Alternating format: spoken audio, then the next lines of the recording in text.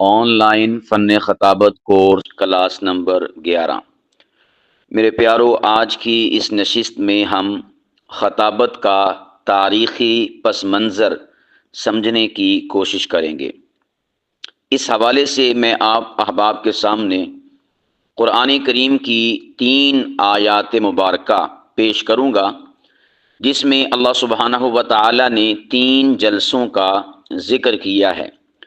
Number 1 جلسہ وہ ہے کہ جس میں خطیب اول اللہ سبحانہ و تعالی کی ذات بابرکت ہیں، اور مجمع سامنے فرشتوں کا ہے، اور موضوع اور سبجیکٹ اور مضمون اس موقع پر حضرت انسان تھا۔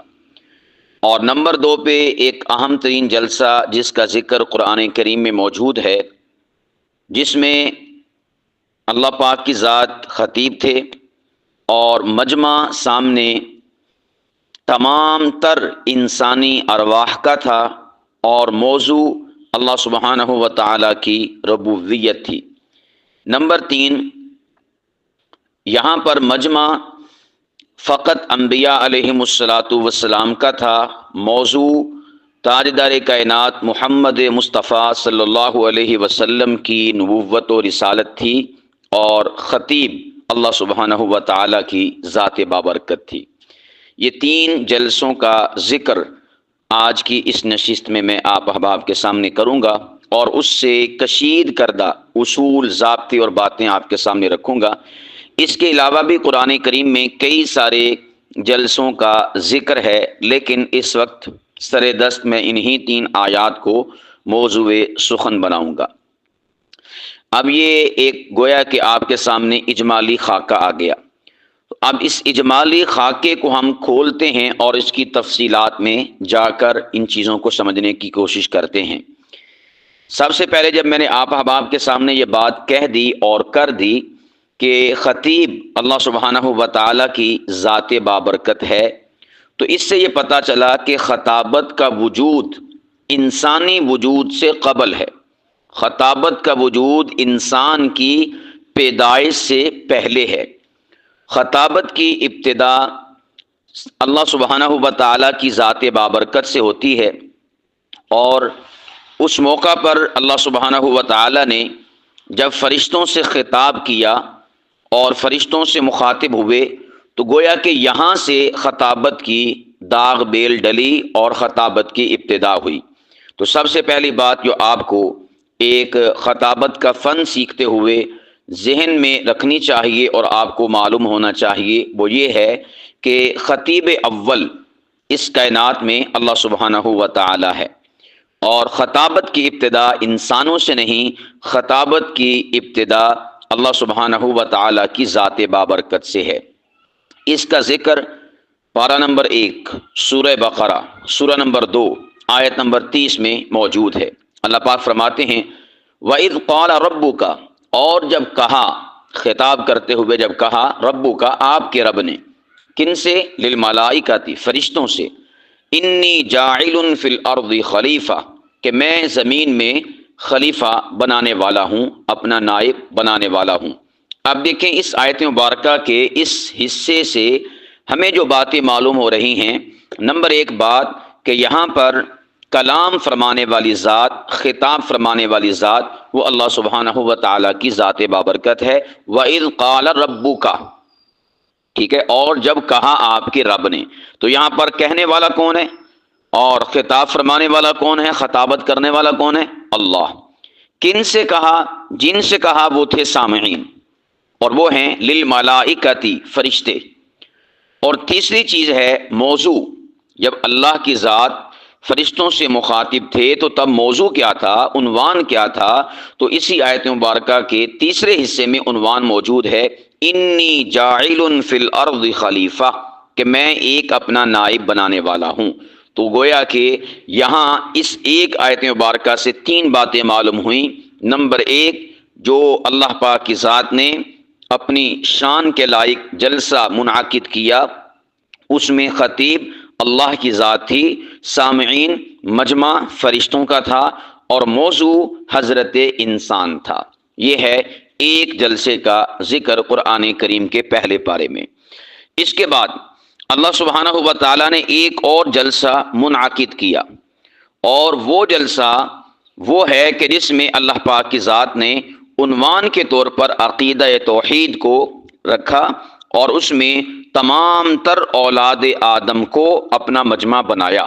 اس کا ذکر سورہ اعراف پارہ نمبر 8 اور اس کی آیت نمبر 172، یعنی سورہ اعراف جو پارہ نمبر 8 سے جس کا آغاز ہوتا ہے، اور یہ جو آیت مبارکہ میں نے کوٹ کی ہے 172، یہ موجود ہے پارہ نمبر 9 میں۔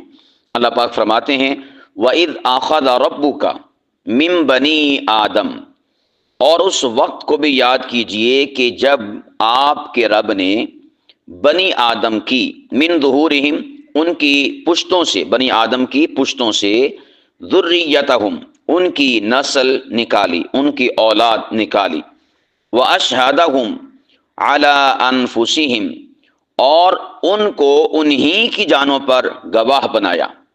کس بات پر؟ الست بربکم، کیا میں تمہارا رب نہیں ہوں؟ تو قالوا بلا، سب کے سب بول پڑے بلا، کیوں نہیں، شہیدنا ان تقولوا یوم القیامہ، اس موقع پر جو تمام تر اولاد آدم نے اللہ کے رب ہونے کی گواہی دی تھی، اللہ پاک اپنے حبیب سے فرماتے ہیں شہیدنا ان تقولوا یوم القیامہ، اے نبی مکرم صلی اللہ علیہ وسلم، یہ عہد جو ہم نے آپ کے ذریعے لوگوں کو اس لیے یاد کروایا تاکہ قیامت کے دن یہ نہ کہیں انا کنا عن ھذا غافلین، کہ ہم اس عہد سے بے خبر تھے۔ گویا کہ اللہ پاک کی ذات نے پارہ نمبر 9 سورہ اعراف آیت نمبر 172 میں اس جلسے کو ذکر کیا کہ جس جلسے میں اللہ پاک کی ذات خطاب فرمانے والے تھے، اور سامنے مجمع اولاد آدم کا تھا، یعنی آپ جس کو جلسہ عمومی کہہ سکتے ہیں، جلسہ عام کہہ سکتے ہیں، اور اس میں موضوع اللہ پاک کی ذات نے اپنی ذات کو رکھا۔ اور پھر وہاں پر جو خطاب کرتے ہوئے اور مخاطب ہوتے ہوئے انسانوں سے اللہ پاک کی ذات نے بات کی تھی، اس کا ذکر اللہ پاک کی ذات نے قرآن کریم میں فرمایا، اور قرآن کریم میں فرما کر اتمام حجت فرما دی کہ قیامت کے دن کوئی شخص اس بات سے انکار نہ کر سکے کہ ہم اس عہد سے اور اس جلسے میں کی گئی کمٹمنٹ سے غافل تھے اور ہمیں معلوم ہی نہ تھا، بلکہ اللہ پاک کی ذات نے یہاں پر یاد کروایا کہ بھئی آپ نے اس جلسے میں اس بات کا اقرار کیا تھا کہ اے پروردگار بلا شہیدنا، کیوں نہیں ہم گواہی دیتے ہیں کہ آپ ہی ہمارے رب ہیں۔ اب یہاں پر دیکھیں وَإِذْ أَخَذَ رَبُّكَ، یہ اللہ سبحانہ و تعالیٰ کی ذات بابرکت نے اس جلسے کی طرف نمبر 1 اشارہ کیا کہ جب آپ کے پروردگار نے اس جلسے کا انعقاد کیا، پھر آگے اس میں جو شرکاء تھے ان کا ذکر کیا کہ وہ شرکاء کون تھے۔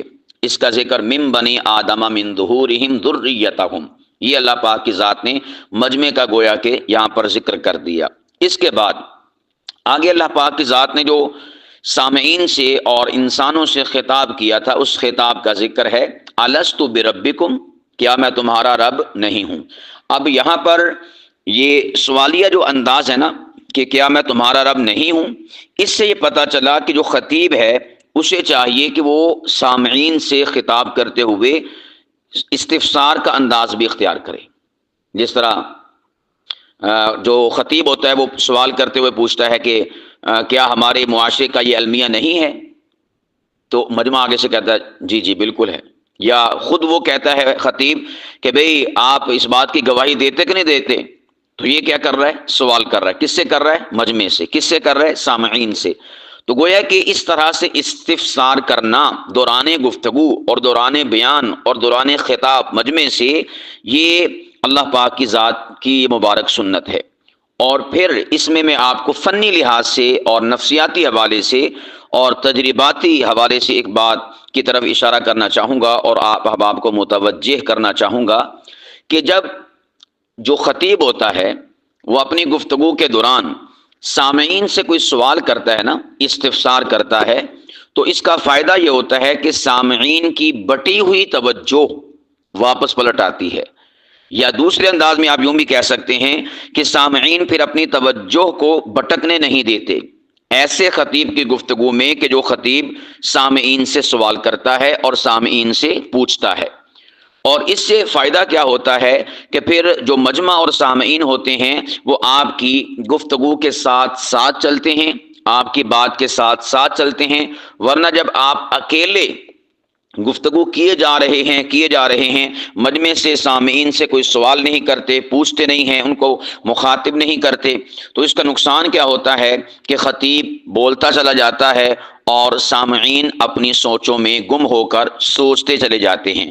یعنی وہ بیٹھے تو ہوتے ہیں مجمع کے اندر خطیب کے سامنے، لیکن ان کی کامل توجہ خطیب کی گفتگو کی طرف نہیں ہوتی۔ یہ ایسے ہی ہے جیسا کہ استاد کلاس میں سبق پڑھائے، بالخصوص شعبہ کتب کا، تو وہ اس سبق پڑھانے کے دوران کیا کرتا ہے، سوالیہ انداز اختیار کرتا ہے۔ تو سوالیہ انداز ایک بار نہیں بار بار اختیار کرتا ہے۔ اس کا فائدہ یہ ہوتا ہے کہ جو طلباء ہوتے ہیں وہ اپنی توجہ استاد کے سبق کی جانب مرکوز کرتے ہیں اور ان کی توجہ بھٹکتی نہیں ہے۔ بالفرض کسی کی توجہ بھٹک بھی جائے تو وہ اپنے آپ کو فی الفور حاضر دماغ کر لیتا ہے، اسے پتا ہے کہ استاد ہمارا سبق پڑھاتے ہوئے سوال کرتا ہے۔ اب دیکھیں، ایک ہوتا ہے کہ استاد سبق سن رہا ہے، سبق سننے کے دوران تو وہ سوال کرے گا کہ بھئی فلاں مسئلہ کیسے ہے، فلاں بات کیسے ہے، اور ایک ہوتا ہے کہ سبق سن چکا، سبق سننے کے بعد آپ نے کئی اساتذہ کی یہ ایک وصف نوٹ کیا ہوگا کہ جب وہ گفتگو کرتے ہیں، سبق پڑھاتے ہیں، حالانکہ طلباء سبق سنا چکے ہیں، مگر باوجود اس کے پڑھانے کے دوران وہ پھر بھی طلباء سے بار بار سوال کرتے ہیں، یا کم از کم سوال نہ بھی کریں تو پڑھاتے ہوئے اس عبارت میں سوالیہ انداز اختیار کرتے ہیں۔ مثال کے طور پر جس طرح وَإِذْ أَخَذَ رَبُّكَ مِن بَنِي آدم، ٹھیک ہے، ایک یہ انداز، ایک ہے وَإِذْ أَخَذَ رَبُّكَ مِن بَنِي آدم، یہ آدم یوں کہا تو گویا کہ ایک توجہ کو اپنی طرف مرکوز کرنے والا انداز ہے، یا من بنی آدم تو یہ آدم جب یوں کہا تو وہ گویا کہ ایک استفساری انداز پایا جا رہا ہے۔ یہ جو انداز کی چینجنگ اور تبدیلی ہے یہ جو طلباء اور شرکاء ہوتے ہیں ان کو اپنی طرف متوجہ رکھتی ہے۔ اور اسی طور پر استاد کہتا ہے من ظہورہم، یہ انداز اختیار کرتا ہے، یعنی جو ایک لہجہ چل رہا ہوتا ہے عبارت کا، اس سے ہٹ کے اس لہجے میں استفسار کو پیدا کرتا ہے۔ تو اس استفسار کو پیدا کرنے کا مقصد کیا ہوتا ہے کہ طلباء کو اپنی طرف متوجہ رکھے، اور جیسے ہی استاد کا استفساری لہجہ آتا ہے اور لہجہ بدلتا ہے ما قبل کے لہجے سے، تو طلباء فی الفور اپنے آپ کو ایکٹیو کر لیتے ہیں کہ استاد نے پوچھ لینا ہے کہ بھئی میں کہاں سے پڑھا رہا ہوں۔ تو یہ جو انداز ہے یہ نفسیاتی طور پر اور تجرباتی طور پر سامعین کو اپنی جانب متوجہ کرنے کا اہم ترین رول پلے کرتا ہے۔ تو یہ اللہ پاک کی ذات بابرکت نے جو خطاب فرمایا، قرآن کریم کے اس مقام پر اس کو ذکر فرمایا، اس میں ہمیں ایک بہترین اصول ملتا ہے کہ جب ہم خطاب کیا کریں مجمع سے اور سامعین سے تو یک طرفہ نہ بولتے رہا کریں، یک طرفہ نہ بولا کریں، بلکہ دو طرفہ مکالمے کی کیفیت کو پیدا کریں۔ تو اس کا سب سے بڑا فائدہ یہ ہوگا کہ آپ کا مشن، آپ کی آواز، آپ کا مدعا، آپ کا مقدمہ وہ لوگوں کو سمجھ بھی آئے گا، اور آپ پہنچانے کے اندر بھی اپنے آپ کو کامیاب جو ہے قرار دلوائیں گے۔ اگر آپ اس سوالیہ انداز نہیں اختیار کرتے تو پھر اس کا نقصان کیا ہوگا کہ آپ کی بات لوگوں تک نہیں پہنچ پائے گی اور لوگ اس بات کی تہہ تک نہیں پہنچ سکتے۔ اسی طرح سوال کرنے کا فائدہ یہ ہوتا ہے کہ وہ چیزیں کہ جو انسان پر دھندلی ہوتی ہیں، سوال کرنے کی وجہ سے اور پوچھنے کی وجہ سے وہ انسان کے دل میں راسخ ہو جاتی ہیں اور ذہن میں بیٹھ جاتی ہیں، کیونکہ جن چیزوں کا انسان نے جواب دیا ہوا ہوتا ہے اپنی زندگی میں، دوبارہ کبھی وہ چیزیں سامنے آئیں تو انسان کو فی الفور وہ چیزیں یاد آ جاتی ہیں۔ تو اس لیے ہمیں اپنے انداز بیان میں اور تکلم اور کلام میں سوالیہ انداز بھی اختیار کرنا چاہیے۔ ہمیشہ وہ خطیب اپنا مدعا سامعین کے دلوں میں کامل طریقے سے اتارتا ہے کہ جو دوران گفتگو سامعین سے سوال کرتا ہے یا سامعین سے بات کرتے ہوئے سوالیہ لہجہ یا سوالیہ انداز اختیار کرتا ہے، جیسا کہ اللہ پاک کی ذات نے کہا الستُ بربکم، بتاؤ کیا میں تمہارا رب نہیں ہوں۔ اب یہ کیا ہے؟ سوالیہ انداز۔ ایک ہے اللہ پاک فرمائیں کہ اے لوگو سنو میں تمہارا رب ہوں، میں تمہارا الہ ہوں، یہ گویا کہ پیغام دیا ہے لیکن سامعین سے جواب نہیں لیا۔ یہ اتنی بات دل میں نہیں بیٹھے گی جتنی کہ اس انداز میں بیٹھے گی جس میں یوں کہا گیا الستُ بربکم، کیا میں تمہارا رب نہیں ہوں۔ جتنی بات اس انداز اور اس لہجے کے ساتھ بیٹھے گی اور اس انداز تکلم کے ساتھ بیٹھے گی، اتنی فقط پیغام پہنچا دینے والے انداز میں یا اعلان کر دینے والے انداز میں بات لوگوں کے سامعین کے دلوں میں نہیں بیٹھے گی۔ اور پھر دیکھیں آگے سے مجمع بولا، قالوا، اللہ پاک فرماتے انہوں نے کہا، مجمع نے کہا بلا شہیدنا، کیوں نہیں ہم گواہی دیتے ہیں، بلا کیوں نہیں شہیدنا ہم گواہی دیتے ہیں، یعنی اے ہمارے خطیب جو آپ کا نظریہ، جو آپ کا عقیدہ، جو آپ کے فکر، ہم اس کے ساتھ ایگری کرتے ہیں۔ اب دیکھیں یہاں پر یکسانیت پائی جا رہی ہے، اور یہی مدعا ہوتا ہے ایک خطیب کا کہ وہ اپنی گفتگو لوگوں تک پہنچاتا ہی اس وجہ سے ہے تاکہ اس گفتگو کو پہنچنے کے بعد لوگ اس کو تسلیم کر لیں اور لوگ اس کو مان لیں۔ اب دیکھیں یہاں پر گویا کہ ایک نقد جواب مل رہا ہے، نقد ثمرہ ہے ایک خطیب کی گفتگو کا، کہ جب وہ گفتگو کرتا ہے اس نے پیغام تو پہنچا دیا لیکن سوالیہ انداز میں گفتگو کرنے کا فائدہ یہ ہوا کہ آگے سے مجمع نے ایگری کیا کہ جو آپ کہہ رہے ہیں ہم اس عقیدے، اس نظریے کے ساتھ متفق اور متحد ہیں اور اس عقیدے اور نظریے کے ساتھ ایگری کرتے ہیں۔ اب دیکھیں یہاں پر دو کیفیت بنتی ہیں، ایک ہے کہ آپ نے بیان کیا، بیان کرنے کے بعد اب آپ کو یہ ہے کہ بھئی میں نے پیغام پہنچا دیا، اب آپ کو یہ رزلٹ نہیں ہے کہ کتنے بندے میرے ساتھ ہیں اور کتنے میرے ساتھ نہیں ہیں، کتنے میرے ساتھ ایگری کرتے ہیں، کتنے میرے ساتھ ایگری نہیں کرتے۔ کب؟ جب آپ نے سمپل سادہ پیغام پہنچایا۔ لیکن جب آپ دوران گفتگو مجمع سے سوال بھی کر لیتے ہیں، مجمع سے پوچھ بھی لیتے ہیں، تو کم از کم آپ کو آئیڈیا ہو جاتا ہے کہ اتنے بندے میرے ساتھ ہیں، یا سارا کا سارا مجمع میرے ساتھ ہے، یا کم از کم یہ بھی نہ ہو لیکن آپ کو ایک نفسیاتی طور پر اطمینان مل جاتا ہے کہ یار جو میں بات کر رہا ہوں میری اس بات سے اتنے بندے ایگری کرتے ہیں، جو میری سوچ ہے وہی سوچ اتنے سارے بندوں کی ہے۔ تو یہ نفسیاتی طور پر آپ کو پھر یہ چیز پاورفل کرتی ہے، آپ میں کانفیڈنس کو اور خود اعتمادی کو بحال کرتی ہے، اور آئندہ کی نشستوں کے لیے آپ میں گویا کہ یہ ایندھن بھرنے کا کام دیتی ہے، آپ میں فیول ڈالنے کا کام دیتی ہے، اور آپ کو طاقتور اور توانا بنا کر آئندہ نشستوں، آئندہ کانفرنسز، آئندہ کی محافل اور آئندہ کے جلسوں کے لیے آپ کو مستعد اور تیار کر لیتی ہے۔ کون سی شے؟ جس میں آپ نقد مجمع سے سوال کر کے جواب لے لیتے ہیں، جیسا کہ آپ کہتے ہیں کہ خطبہ کہتے ہیں بیٹے دینے والا کون؟ مجمع کہتا ہے اللہ۔ بیٹیاں دینے والا کون؟ اللہ۔ آسمان کو بنانے والا کون؟ زمین کو بنانے والا کون؟ اب یہ جو کون کون چل رہا ہے نا، تو آپ اس میں خود بخود ہی ایڈ کرتے چلے جائیں کہ مجمع کہہ رہا ہے اللہ، مجمع کہہ رہا ہے اللہ۔ مشرق و مغرب کو وسعتیں دینے والا کون؟ فرشتوں کو بنانے والا کون؟ حضرت صالح علیہ السلام کی اونٹنی کو زندہ و سالم پہاڑ سے پیدا کرنے والا کون؟ اسماعیل کو چھری تلے ان کی جان کو بچانے والا کون؟ حضرت آدم کو بنا ماں باپ کے پیدا کرنے والا کون؟ آپ دیکھیں مجمع اللہ اللہ بول رہا ہے، آپ سوال کر رہے، مجمع جواب دے رہا، آپ سوال کر رہے، مجمع جواب دے رہا۔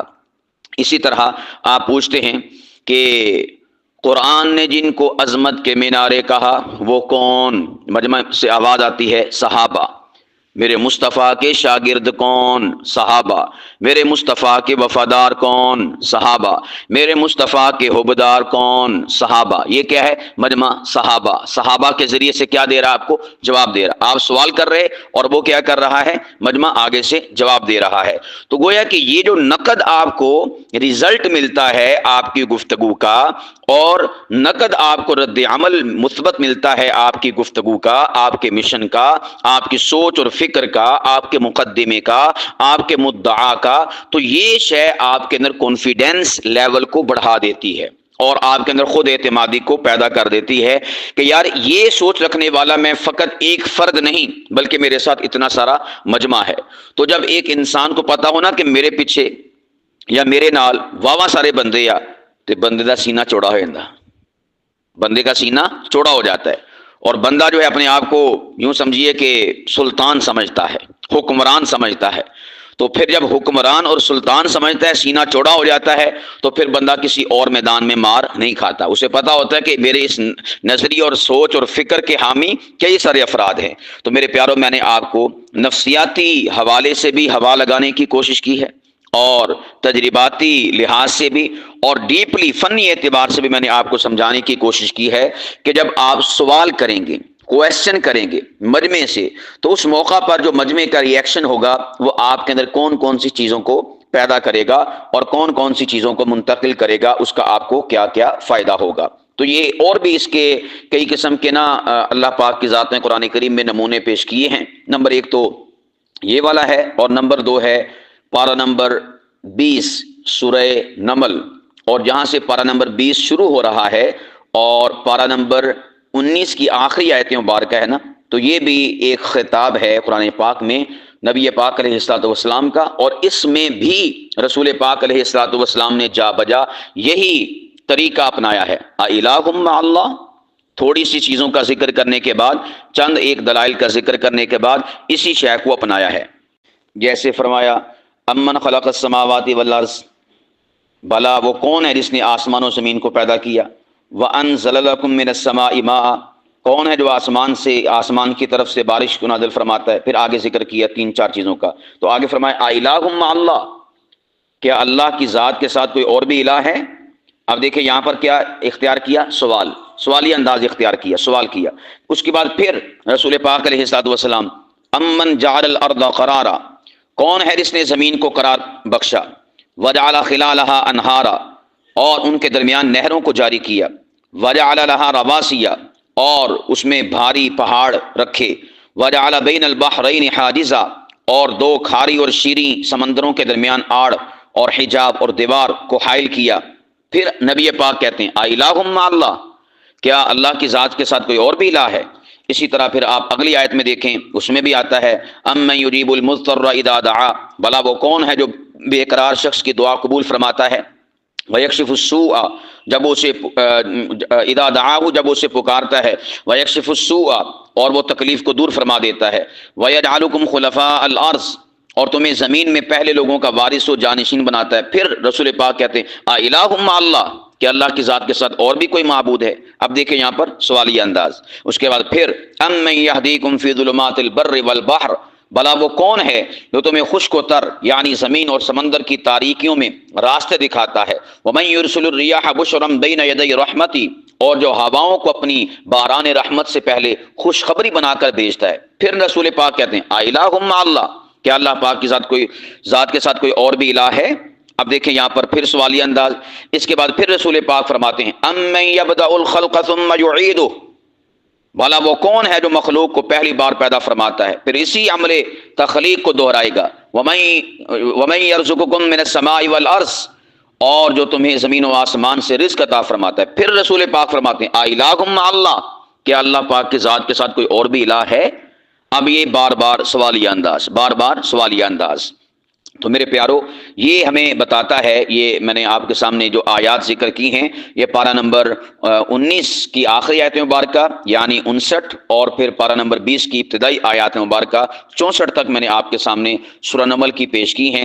ان میں بھی اللہ پاک کی ذات نے رسول پاک علیہ الصلوۃ والسلام کے انداز بیان کو بیان کیا ہے کہ آپ علیہ الصلوۃ والسلام بھی اپنی گفتگو اور سپیچ میں سوالیہ انداز اختیار کیا کرتے تھے۔ تو سوالیہ انداز اختیار کرنے کا سب سے بڑا فائدہ یہ ہے کہ اس سے آپ کا مدعا، آپ کی بات، آپ کا نظریہ، آپ کی سوچ، آپ کی فکر، آپ کا عقیدہ سامعین کے دلوں میں جاگزیں ہو جاتا ہے، جا کر قرار پکڑ لیتا ہے، جم جاتا ہے اور پیوست ہو جاتا ہے، نقش ہو جاتا ہے، چھاپ لگ جاتی ہے، ٹھپا لگ جاتا ہے، مہر لگ جاتی ہے۔ کب؟ جب آپ یعنی کہ خطیب سوالی انداز اختیار کرتا ہے۔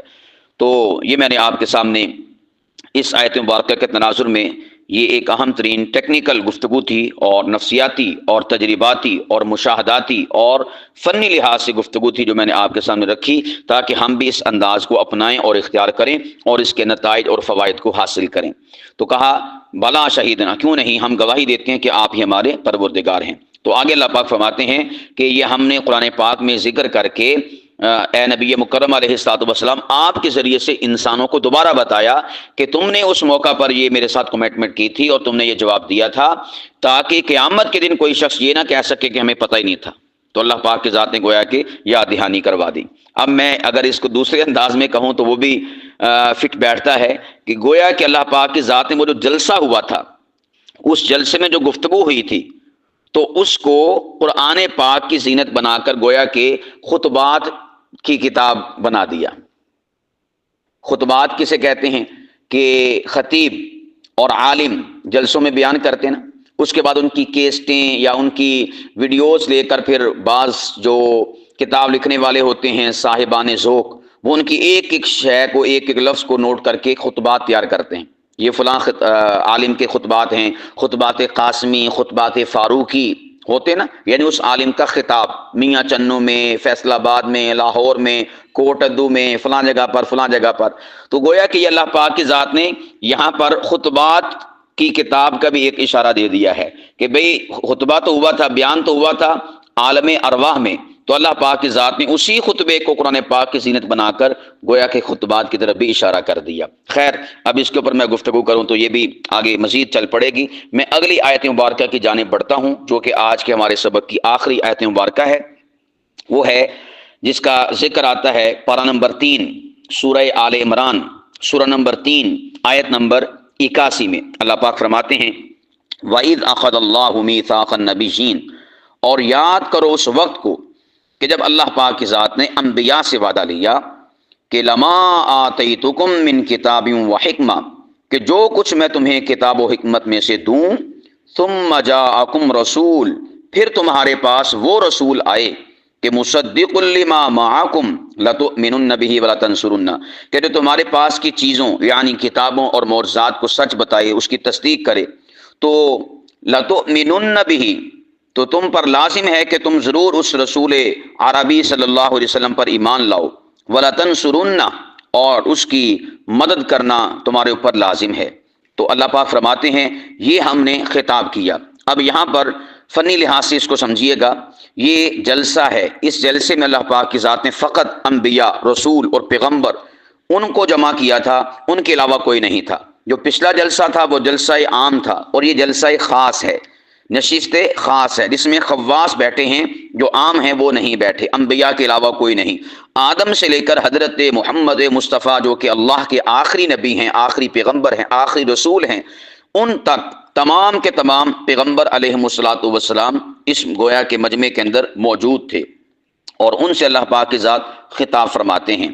تو یہاں پر اس جلسے کا ذکر ہو گیا، اللہ پاک کی ذات یہاں پر خطیب ہو گئے، اور یہاں پر جو عنوان اور موضوع ہے وہ رسول پاک صلی اللہ علیہ وسلم کی ذات بابرکت ہیں۔ اس کے بعد اب یہاں پر بھی وہی والا انداز ہے جو میں نے ماقبل میں ذکر کیا کہ اللہ پاک کی ذات نے یہ بات کہہ کر، یہ اناؤنسمنٹ کر کے کہ ایک رسول آئے گا، تم نے اس کے اوپر ایمان بھی لانا ہے اور اس کی مدد بھی آپ پر لازم ہے۔ تو آگے سے اللہ پاک فرماتے ہیں میں نے کہا، اللہ پاک فرماتے ہیں میں نے کہا، قال، اللہ پاک کی ذات نے یہاں پر لفظ قالا کو ذکر کر کے اپنی جانب اشارہ کیا کہ اس موقع پر پھر خطاب کرتے ہوئے اللہ پاک کی ذات فرماتے ہیں ہم نے کہا اقررتم، یہ قالا ویسے تو واحد مذکر غائب کا صیغہ ہے ماضی کا پہلا، اور یہ جو میں آپ کے سامنے بات رکھ رہا ہوں نا کہ اللہ پاک کی ذات نے فرمایا کہ ہم نے کہا، تو یہ میں قالا کو قلنا کہہ کر نہیں پیش کر رہا، یا قالا کو قلتو 13واں اور 14واں صیغہ بنا کر نہیں پیش کر رہا، یہ ویسے میں اس جو آیت مبارکہ کی تشریح ہے، تشریح کے طور پر کہہ رہا ہوں کہ اللہ پاک کی ایک ہوتا ہے ترجمہ، ایک ہوتی ہے اس کی تفسیر اور تشریح، تو میں ترجمے کے طور پر ذکر نہیں کر رہا بلکہ میں تشریحاً ذکر کر رہا ہوں کہ اللہ پاک کی ذات فرماتے ہیں کہ ہم نے کہا اقررتم، کیا تم نے اس بات کا اقرار کیا، کیا تم اس بات کے اقراری ہو، وَأَخَذْتُمْ عَلَىٰ ذَلِكُمْ إِصْرِي، اور اس پر اللہ پاک فرماتے ہیں مزید ہم نے کہا کہ اس پر میرا ذمہ لے رہے ہو، یعنی مجھے ضامن بناتے ہو، تو پھر اللہ پاک فرماتے ہیں قالوا اقررنا، ان سبھی انبیاء نے کہا کہ ہمیں اقرار ہے، ہم تسلیم کرتے ہیں، ہم مانتے ہیں۔ اب دیکھیں یہاں پر اللہ پاک کی ذات کیا ہے؟ خطیب، اور خطیب کون سا انداز اختیار کر رہا ہے؟ سوالیہ انداز۔ اقررتم، کیا تم اقرار کرتے ہو، مانتے ہو؟ جیسے ہمارے خطبہ کہتے ہیں ساتھ دو گے، ساتھ چلو گے، لڑنا پڑا تو لڑو گے، مرنا پڑا تو مرو گے، جھیلیں بھرنی پڑی تو بھرو گے۔ یہ آگے سے مجمع کیا کہتا ہے؟ انشاءاللہ، انشاءاللہ کہہ رہا ہوتا ہے۔ تو اللہ پاک کی ذات بھی یہاں پر انبیاء سے مخاطب ہیں، اقررتم، کیا تم نے اقرار کیا، کیا تم اقرار کرتے ہو؟ تو یہ اللہ پاک کی ذات کا انداز استفہامی جس کا میں نے ما قبل میں ذکر کر دیا، اور پھر آگے سے مجمع جواب دے رہا ہے اقررنا، ہم نے اقرار کیا، ہم اقرار کرتے ہیں۔ یہ اللہ پاک کی ذات نے تو ماضی کے صیغے کے ساتھ اس کو استعمال کیا، نمبر ایک اس اعتبار سے کہ قرآن پاک جب نازل ہوا تو وہ قصہ ماضی ہو چکا تھا، نمبر دو یقینی بات کے معنی میں اللہ پاک کی ذات نے یہاں پر ماضی کے ساتھ ذکر کیا، ورنہ وہاں پر تو حال تھا۔ تو اللہ پاک فرماتے ہیں قال فاشهدوا وانا معكم من الشاہدین، پھر مجمع سے کہا کہ اب تم بھی گواہ ہو جاؤ اپنے اس قول، اپنے اس اقرار پر، اور میں بھی تمہارے ساتھ گواہوں میں سے شامل ہوں۔ اب دیکھیں یہ کتنی گفتگو خوبصورت ہمیں اصول اور ضابطے عطا فرما رہی ہے کہ اللہ پاک کی ذات نے اس تیسرے جلسے میں جس کا ذکر قرآن کریم میں فرمایا ہے، نمبر ایک یہاں پر خطیب پتہ چل رہا ہے کہ اللہ کی ذات خطیب ہے، نمبر دو مجمع کا پتہ چل رہا ہے کہ یہ مجمع خاص ہے، مجمع عام نہیں، اور نمبر تین موضوع کا پتہ چل رہا ہے کہ رسول عربی صلی اللہ علیہ وسلم کی ذات بابرکت یہاں پر موضوع سخن ہے۔ اور اس کے بعد جو خطابت کا اصول ہے، خطابت کے فن سے ہمیں چیزیں معلوم ہوتی ہیں کہ ہمیں کون کون سے انداز تکلم اور انداز بیان اختیار کرنے چاہیے، کون کون سے اسلوب اختیار کرنے چاہیے۔ ان میں سے ایک جو اسلوب ہے وہ کیا ہے؟ استفہامی انداز، مجمع سے سوال کرنا، مجمع سے پوچھنا، مجمع سے استفسار کر کے اپنی بات ان کے دلوں تک پہنچانا، اور مجمع سے جواب وصول کرنا، تو یہ بھی یہاں سے اصول اخذ ہوتا ہے۔ تو میرے پیارو، آج کی اس نشست میں ہم نے خطابت کا تاریخی پس منظر سمجھنے کی کوشش کی، ہم اس کو مزید آگے لے کر جائیں گے انسانوں میں، یہ تو اللہ پاک کی ذات سے ریلیٹ اور متعلق اور منسلک تھا، اس کو ہم نے آج کی نشست میں کور کیا۔ تو آج کی اس نشست کا لب لباب اور خلاصہ یہ ہوا کہ نمبر ایک، اللہ پاک کی ذات نے قرآن پاک میں کم از کم 3 جلسوں کا ذکر کیا ہے، اور اس میں سے نمبر ایک جلسے کا ذکر پارہ نمبر 1 سورہ بقرہ سورہ نمبر 2 آیت نمبر 30 میں، نمبر 2 اللہ پاک کی ذات نے پارہ نمبر 9 سورہ اعراف آیت نمبر 172، اور نمبر 3 پارہ نمبر 3 سورہ آل عمران آیت نمبر 81 میں فرمایا۔ اور ان تینوں جلسوں میں اللہ پاک کی ذات خطیب تھے، خطاب فرمانے والے تھے۔ پہلے جلسے میں مجمع فرشتوں کا تھا، دوسرے جلسے میں تمام بنی آدم کا مجمع تھا یعنی جلسہ عام، اور تیسرے میں اللہ پاک کی ذات کا جو مجمع تھا سامنے سننے والے وہ تھا انبیاء علیہم الصلوۃ والسلام یعنی جلسہ خاص۔ پہلے جلسے میں پہلے موقع پر موضوع تھا حضرت انسان، اور دوسرے میں اللہ سبحانہ و تعالیٰ کی ربوبیت، اور تیسرے میں رسول پاک علیہ الصلوۃ والسلام کی رسالت۔ اور اس کے بعد جو سب سے اہم ترین اصول میں نے آپ کو ان آیات سے کشیر کر کے سمجھایا وہ یہ ہے کہ اگر آپ اپنی بات کا نقد ثمر لینا چاہتے ہیں تو استفہامی انداز اختیار کیجئے۔ اگر آپ اپنے اندر کانفیڈنس اور خود اعتمادی کو بحال کرنا چاہتے ہیں اور اس کا گراف بلند کرنا چاہتے ہیں تو استفہامی انداز اختیار کیجئے۔ اگر آپ اپنی بات کو لوگوں کے دلوں میں راسخ اور پیوست کرنا چاہتے ہیں تو استفہامی انداز اختیار کیجئے۔ جب آپ یہ اختیار کریں گے تو انشاءاللہ العزیز آپ بہت سارے نقد نتائج کو حاصل کرنے والے بن جائیں گے۔